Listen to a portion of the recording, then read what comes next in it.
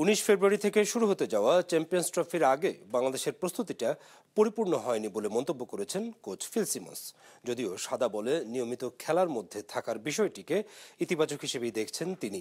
বললেন, দ্রুত টি-20 থেকে ওয়ানডে মানসিকতায় নিজেকে পরিবর্তন জরুরি। চ্যাম্পিয়ন্স ট্রফির জন্য তৃতীয় দিনের প্রথম সেশনের অনুশীলন করছে বাংলাদেশ দলের ক্রিকেটাররা। সৌম্য সরকার মিড অফে উড়িয়ে মারার চেষ্টা করলেও ব্যাটে বলে হচ্ছিল না ঠিক মতো। কোচ ফিল সিমন্স বুঝিয়ে দিলেন শট পারফেক্ট হচ্ছে না। টি-20 ফরম্যাটের বিপিএল এ যেভাবে শট খেলা হয়েছে ওয়ানডে ফরম্যাটে তার চেয়ে ভিন্নভাবে দরকার, সেটাই হয়তো বোঝাতে চেয়েছেন ফিল সিমন্স। বাংলাদেশ সবশেষ ওয়ানডে ফরম্যাটে খেলেছে ডিসেম্বরে ওয়েস্ট ইন্ডিজের মাটিতে। এরপর লম্বা সময় টাইগাররা ব্যস্ত ছিলেন বিপিএল নিয়ে।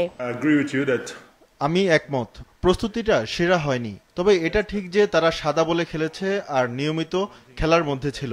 সবাইকে পারফর্ম করতে দেখেছি। এখন কেবল টি-20 থেকে মানসিকতাটা পরিবর্তন করে ওয়ানডেতে নিতে হবে। অধিনায়ক নাজমুল হোসেন শান্ত টি-20তে ভালো ফর্মে না থাকায় নিজের ইচ্ছাতেই বিপিএল এ ছিলেন অনিয়মিত। অন্যদিকে পেসার নাহিদ রানা বিপিএল এর শেষ দিকে তার সর্বোচ্চ গতিতে বল করতে পারেননি।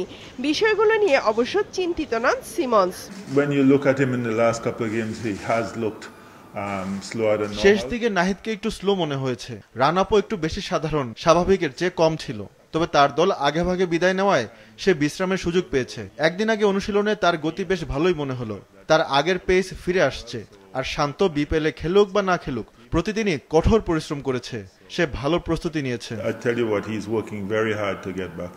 2017 সালে চ্যাম্পিয়ন্স ট্রফির সেমিফাইনালে খেলার অভিজ্ঞতা রয়েছে টাইগারদের।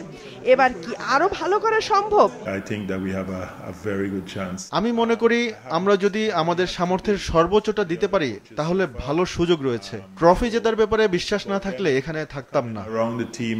আগামী 20 ফেব্রুয়ারি ভারতের বিপক্ষে ম্যাচ দিয়ে দুবাইয়ে চ্যাম্পিয়ন্স ট্রফি খেলতে নামবে টাইগাররা।